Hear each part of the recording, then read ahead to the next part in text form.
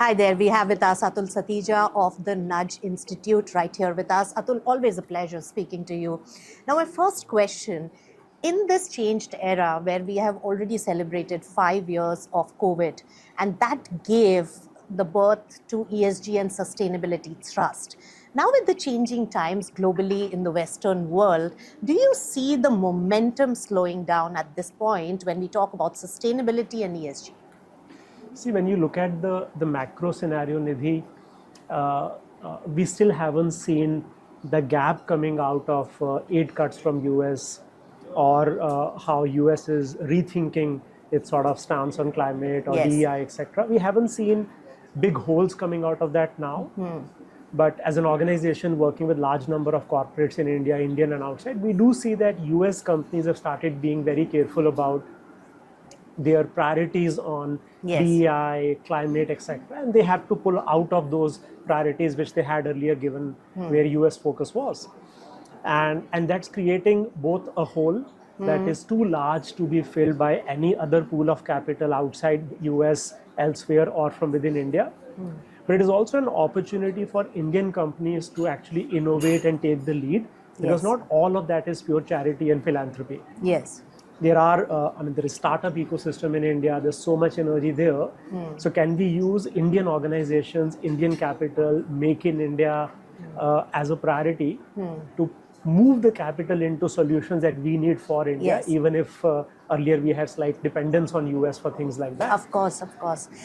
So very rightly pointed out, because the thrust was also towards having our own indigenous innovations, which are much cheaper than what the Western world was probably giving us, Yes. right? So we can still continue with that. But Atul, you understand that a lot of momentum is built overseas, especially in the US being the largest economy, and then we follow. Yeah. And that creates a huge amount of slowdown, and also the narrative shifts. Are you seeing that on the ground right now, and how grave is it?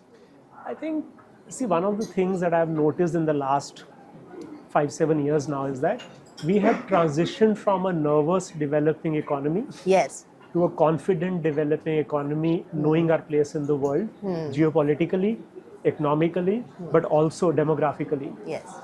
And I think what that does is that it actually encourages corporates, startups, investors, markets, governments, non-profits, everybody to feel that we are comfortable, secure, and we can take bets Yes. and not chase bets that have been identified. Right. Obviously, if there is a new technology, an AI model or something that we are yet to catch up on because we are following our own curves, we will be leading in some spaces Yes. where there was no such thing, and we'll be lagging in some, and that's okay. But I think we don't see the fact that because the narrative has changed in US, Yes. that should change our priorities entirely. Of course. Will it affect? Yes. But will Yes. it entirely change where we are focusing? The answer is today no. Of course. And India of 10 years back would have started thinking about our own position on climate or DEI and things like that. Yes. We may be asking that question, why is US changing its direction on priorities on climate and all that? But I think we are finding our own answers, and we are comfortable with that, and that's a great place to be. No, that's a very well-made point, Atul, because there are two things I think.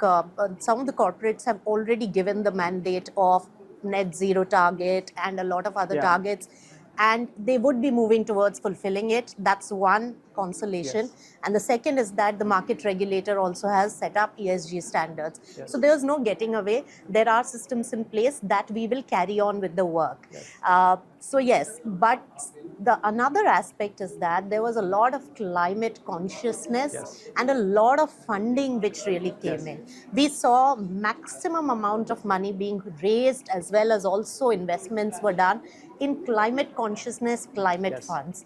Now, what is the status of these, and is that also impacted, because US funding is very, very impactful, and without that the kitty could be much smaller to make a difference? Yeah. I think if you look at commercial capital coming to India for returns is still comfortable investing in energy transition to be Yes. green, transport sector transition to be green, etc. So if we know that certain countries will no longer be investing in innovations and technologies around energy, transport, etc. I see that as an opportunity that in India we can build the way Yes. automobile sector actually China, Korea, Japan took over Yes. in a very, very nice way. We have Yes. opportunity on doing that in energy, in transport right now, where we can actually create climate healthy solutions from India for the rest of the world, Okay. if not US. And capital for that is still coming from all over the world. That has not stopped, and that will not, because the capital is coming for returns, and that's going into all sectors today. Yes. So I see it as a huge opportunity that can we take the lead in spaces which have been vacated by others, but they're important for the Earth, for the planet, and for India. Right. So my final question to you, Atul, at this particular point, is there something which needs immediate attention when it comes to sustainability, ESG, and also the overall socio-economic consciousness that we have? Is there anything that needs immediate action in your view, and you have a solution and an idea for that? Yeah. See, India is the only large country anywhere close to our size with a CSR law, Yes. which is already sitting at 40-50,000 crores a year. Yes. If you extrapolate that at 12.5% growth, which is forecasted for CSR for the next decade, Yes. we are talking about 1,20,000 crores of annual money. Yes. It is large, but when you compare that with the development budget that government has, it is very small. Yes. But how do you use this capital to actually accelerate more equity in society, more solutions reaching the last mile, less poverty, etc.?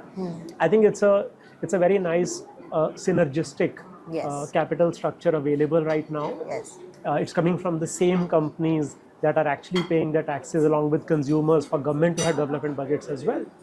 So I think the real opportunity for us is how can we leverage the CSR capital in India to be synergistic and complementary to the mainstream development budgets. Yes. So CSR and businesses working with the government for development agenda Yes. is very possible, and implemented well, that 2% CSR can actually Yes. create the impact of 15% and Yes. move that 100% to be even better on the development side. Right. So is the synergy really happening in really strategizing in the places where we really need funding? Yes and no. I think it's definitely happening. As dialogue, it is happening. Okay. In That's a good spaces start. like this That's is a a good very, start. very good start. Yes. But not just in dialogues, many non-profits are now working with government to say, okay, how can we support your agenda to make Manrega better? Yeah. Or your agenda to make, let us say, last mile solutions better, DPI Yes. better, etc. I think it's happening across the country. The answer is no.